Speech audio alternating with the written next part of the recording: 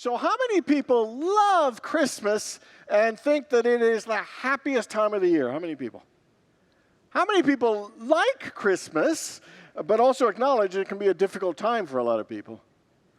How many people are really not that into Christmas and you don't care, you could have it or not have it? Anybody in that? You know, in our culture, Christmas is not only seen as the happiest time and the happiest season, there's a lot of societal pressure on us to be happy.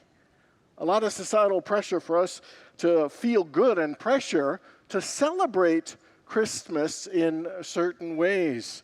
The biggest pressure, of course, is to buy gifts, to buy presents for family, for friends, for people at work. And also there's pressure to put up your lights, put up a tree, decorate not only inside your house, but outside your house as well. Pressure to send cards, to bake cookies, to dress up in red or green, or drink eggnog, or make eggnog, or go to your staff Christmas party, or go to your neighbor's Christmas party, or host your own Christmas party. How many people ever saw Christmas with the Cranks? Anybody know that? It's about a couple that they're empty nesters and they want to go on a cruise for Christmas, so they decide not to do Christmas. Then they advise all their friends and people in the neighborhood that they won't be putting up a tree or doing any of the decorating, and their tradition of putting Frosty, the balloon Frosty, up on their roof. And these people lose their stuff. They begin to ostracize, intimidate, harass, and pressure this couple into putting up their trees and doing the whole Christmas thing. Then they change their mind after not treating them well, change their mind, decide to have their annual Christmas Eve party. Then everybody becomes nice again and helps them to conform and do Christmas the way it should be done. I mean, there is pressure on us in how we do Christmas and to do Christmas. Oh, and it doesn't end there. The songs put a lot of pressure on being happy. But it's the most wonderful time of the year. A lot of pressure. Jingle bells, jingle all the way. Not halfway, we're jingling all the way. Oh, what fun it is to ride in a one-horse open sleigh. And how about deck the halls? Deck the halls with boughs of holly. Fa-la-la-la-la-la-la-la-la. 'Tis the season to be jolly. Fa-la-la-la-la-la-la. It is not just holly, it's jolly. And oh, come all ye faithful, it's just not joyful, it's and triumphant too. But it gets even worse. Here's the most intimidating song, most pressurized song to be happy. And here are the words. You better watch out. You better not cry. You better not pout, and I'm telling you why. Because he's coming. He is coming. And while I'm clearly being a little bit silly, the underlying truth is that at Christmas time, there are a lot of stresses.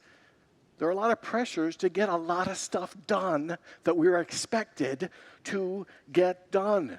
There's a lot of rushing and cramming and hustling to meet that deadline, to just finish under the deadline, to get in there, that it's all complete on December 25th. And after Christmas, most of us are exhausted. We're sick of Christmas songs. We're sick of Christmas movies, and we're just tired and we're happy it's done and over with. The fact is, Christmas is not always the happiest time for some people. It's a hard time, not a happy time. Some people are moving through grief and through the loss of a loved one. Some people, it triggers anxiety and depression and past trauma, loneliness, maybe the first Christmas without a loved one, first Christmas after a divorce. Maybe it triggers family conflict, and financial stresses that we can't afford to do all these things. And sometimes the pressure's so strong, we will go into to debt to keep up with the appearances and participating in these different areas. All of the stuff that goes on at Christmas can be overwhelming. We all know the carol, Have Yourself a Merry Little Christmas. Last week I saw a movie called Fake Yourself a Merry Christmas. And it was about a woman who was alone for the holidays, and there's a guy that he fell at a coffee shop they're at, and so she was kind, wanted to go with him, and he was in a coma. They didn't really actually know each other at all. But then it turns out that the doctor that was treating this guy that was unconscious was her ex-boyfriend. So she did not want him to know she was alone for the holidays, so she pretended and faked a relationship with a guy in a coma to impress this doctor.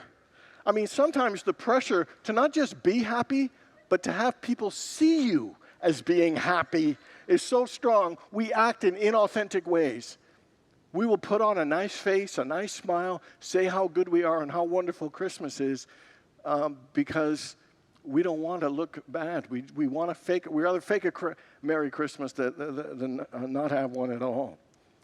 You know, in the song White Christmas, my favorite line is, "May your days be merry and bright."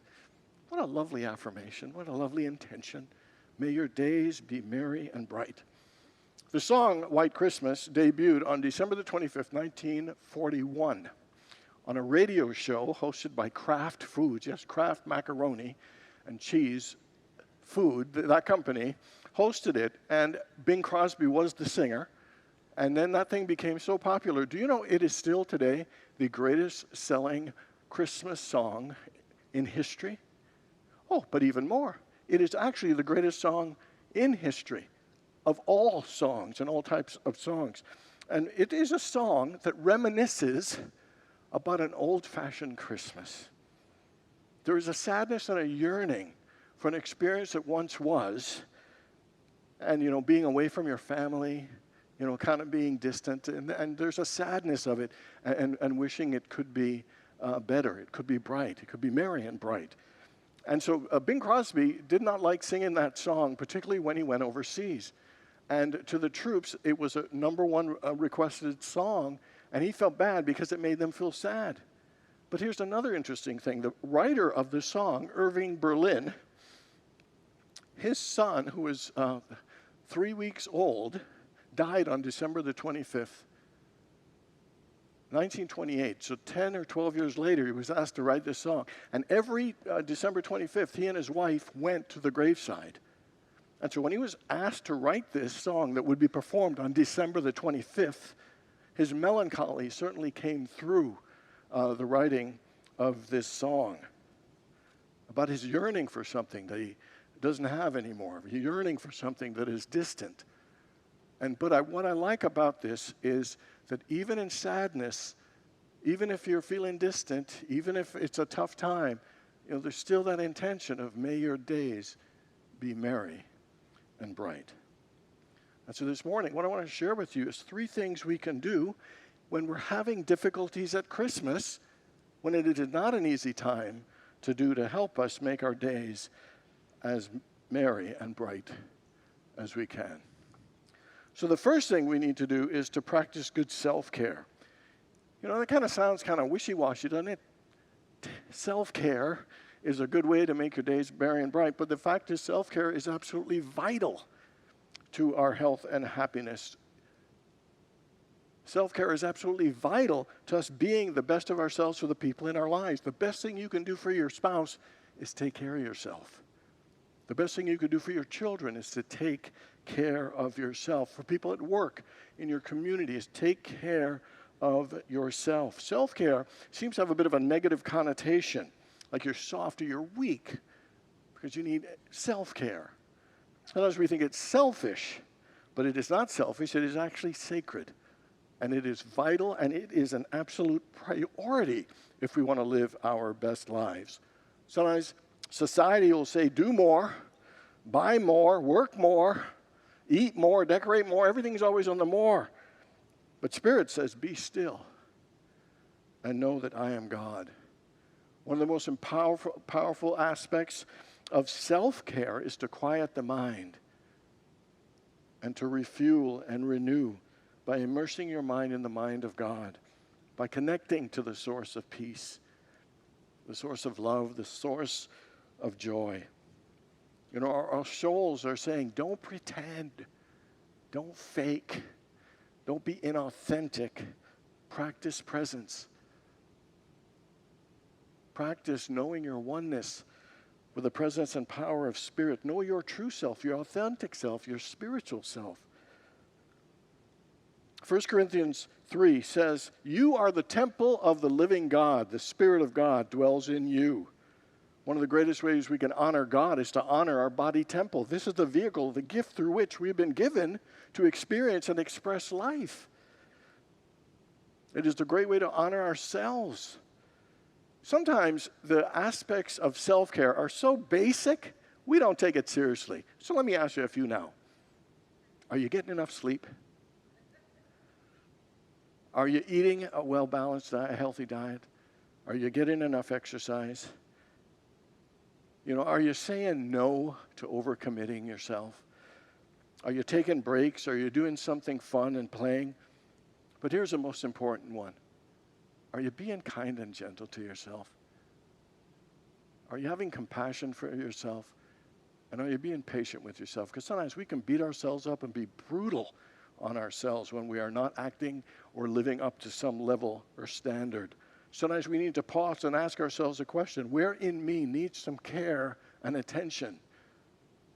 What in me needs to be nurtured or needs healing? What in me needs to let go and release it? Or what is it I can do to nourish and support myself and take better care of myself through the holidays?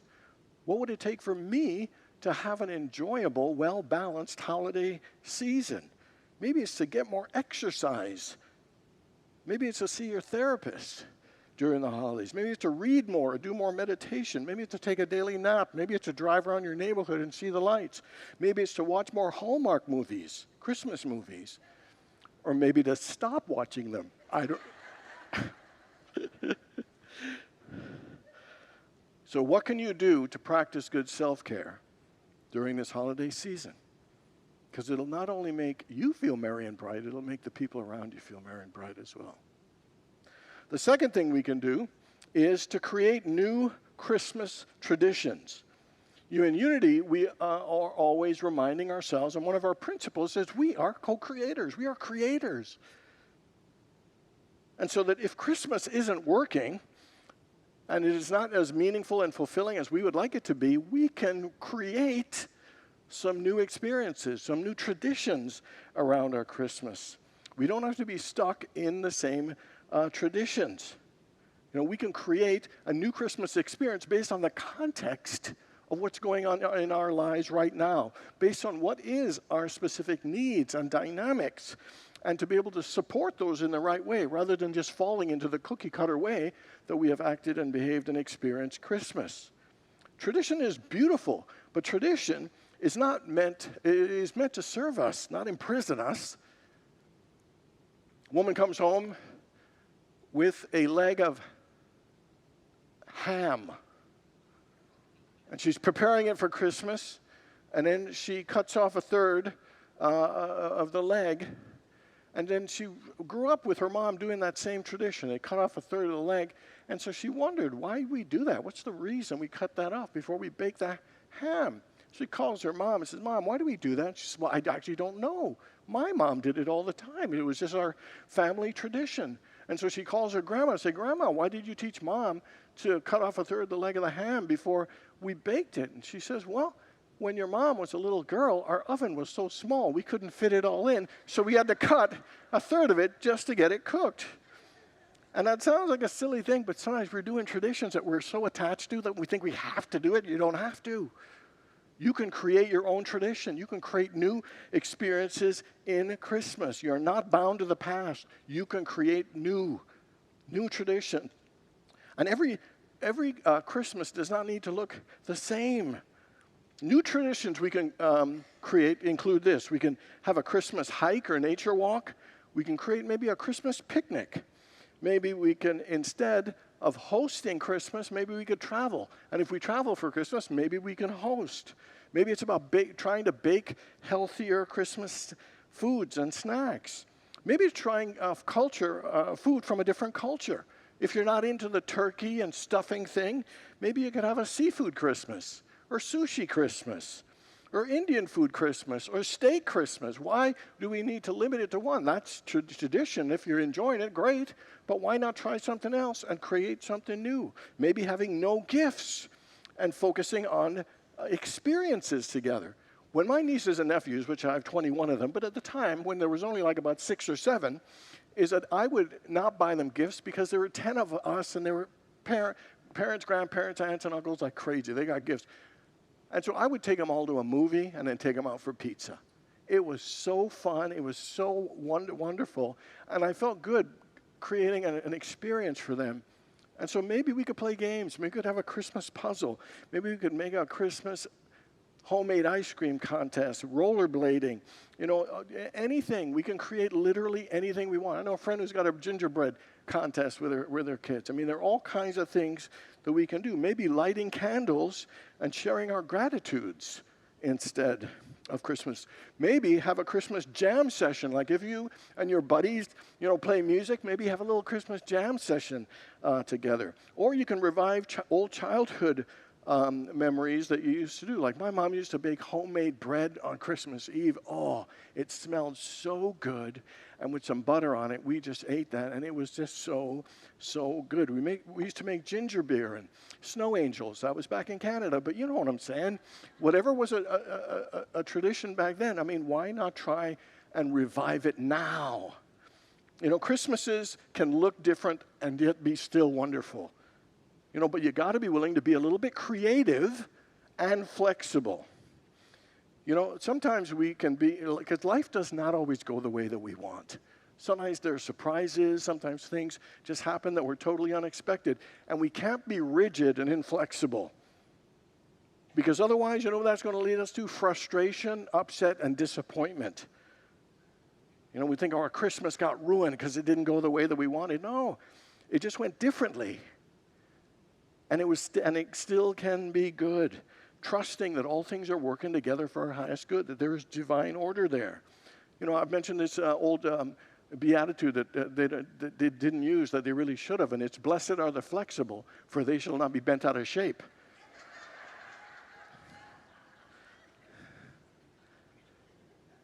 When my dad died, it was a tough time for us. And somebody had recommended, do not try and repeat the same kind of Christmas you did when your dad was alive. Do something different. Amazingly, my brothers and sisters decided to do very different, and I went to Texas to a ranch to have Christmas where a friend invited me. My brother and his daughter went to Nigeria, where one of my sisters was living. 3 of them went to Trinidad to celebrate there, and some of them stayed in Toronto. Christmas looked different. We were all on the phone, calling all over the world to connect with during Christmas Day, and it was different, but it was wonderful in its unique way. 2 of my sisters, Ingrid and Denise, came to visit me in North Carolina, spent Christmas with me. The electricity went out on the 24th and the 25th, all day for both. We ate cold lasagna heated up by candlelight. We were under blankets, and we laughed and told stories, and still to this day, it was different, but it was wonderful. We still talk about it. My sister Cheryl, when we were younger, she was a nurse, and she worked on Christmas Day from 7 a.m. to 7 p.m. We had to get up at 5 or 5:15 to have breakfast with her as a full family so she could go to work. And we did not open presents till after dinner, 7:30, after she had arrived back. And it's still memorable. It was different. It was wonderful and fun. For a few years, I volunteered at the chaplaincy department at the Hamilton Detention Center for juvenile offenders. I raised money to buy them chocolates and socks and soap and all the things you were legally allowed to give them. And my parents and family would allow us to have a breakfast and then in time so I could make it down to the jail. It was different, and it was wonderful. The fact is, life is going to be different. Things aren't going to go the way we want, but we have the 2 powers, the creative ability to change and create something new, and the ability to roll and adapt by being flexible. Both of those will absolutely help that all of our Christmas days are merry and bright. The last one to do is to serve, support, and to help others. The greatest thing we can do for ourselves is to help somebody else. The best way to soften our own pain, our own grief, and our own suffering is to help somebody deal with their grief and their pain and their suffering. The best way to experience the light and the peace and the love of God is to share your light, your peace, and your love, your kindness, and your generosity, because it opens us up to the flow of the eternal goodness of Spirit. You know, Buddhists say that the key to happiness, the thing that we're all seeking and searching for, the key to happiness is compassion. It's about taking your attention away from your own life and channeling it for the well-being of someone else or something else. That is the most powerful way to bring more happiness and joy and goodness into our lives. That when we actually are compassionate and giving and supporting of others, it expands the goodness and love for all of us. You know, Jesus said, it is more blessed to give than to receive. And the reason he said that is that when you receive, you can just receive. But when you give, you activate a universal force. You activate, when there is giving, there will be receiving, because you are tapping in to a spiritual and divine law. And whether it's serving or supporting or giving or expressing compassion, all of it is doing good and creating goodwill for all. A man said, Christmas was the worst time of the year for me after my wife passed. I decided one year to volunteer at a shelter on Christmas morning. He said, that was the first time I felt lighter since losing her. Not because my pain left, but because my love and my heart opened and began to flow again.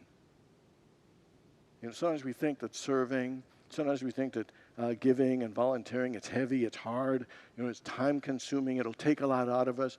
It actually gives a lot to us. It energizes us. It uplifts us. And it makes us actually feel more alive. It taps into that level of purpose and the reason that we are all here, which is to love one another, to help one another. One of the greatest things we can all do is to consciously develop the heart of a servant, of always looking for ways, little ways, that we can help or lighten or support or encourage somebody in our lives, maybe even letting someone in traffic, maybe opening a door or buying a stranger or a friend a cup of coffee, texting someone a compliment, smiling, you know, sending a silent blessing, saying something positive and uplifting, giving someone a hug, or appreciating the people that are in your life, or just being grateful that you get to serve, that you get to support, and that you get to help others. You know, serving and supporting and helping others does not eliminate all of your sorrow and pain, but it can transform it into light, into awareness, into compassion and understanding. Mother Teresa said, if we want to make this a better world, a way to do it is small acts of kindness done with great love. So who can you help? Who can you serve? Who can you support in your home, outside your home, or anywhere this Christmas? As Christmas was approaching, little Johnny asked his mom for a new bike. She told him, the best idea for you, I think, is for you to write Santa a note. And he said, well, I just did the nativity scene in play, so I think I'd like to write to baby Jesus. My mom said, okay, that sounds good. And so Johnny went to his room and he wrote, Dear Jesus, I have been very good, a very good boy, and would like to have a bike. And so he thought about it, he read it a couple of times, and that didn't feel like the most honest thing. So then he wrote another one.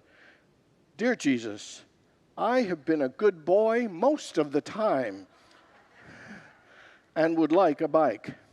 He read it and he thought, well, you know, that's not completely true. And then his next one was, Dear Jesus, I could be a good boy if I tried, and especially if you gave me a new bike.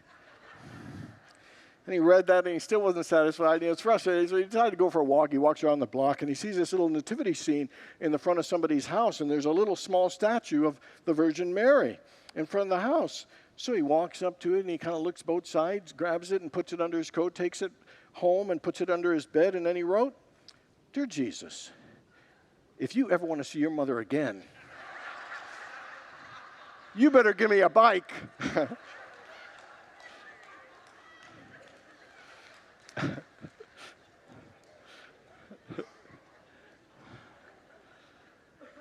Christmas is a wonderful time of the year, but it can be difficult. It can be a hard and challenging time for many. And so the best way to make Christmas the best time we can, and quite frankly all year round, is to do these three things. Practice good self-care. Take care of yourself. This is the temple of the living God that we are. And the better we take care of ourselves, the better we'll feel, but the better we'll be available for others. Create new Christmas traditions. If it isn't working for you, use the ones that are still working, but create new ones to match the context that you're in, and be willing to be flexible and adaptable, because Christmases can be different and still all wonderful. And then finally, serve, support, and help others. Give of your heart, give of your love, give of yourself. And that love, through that giving in all of its forms, will expand for us all. If you're having a hard time this Christmas, I would truly recommend practicing these three wonderful actions, because they will all help make your days merry and bright.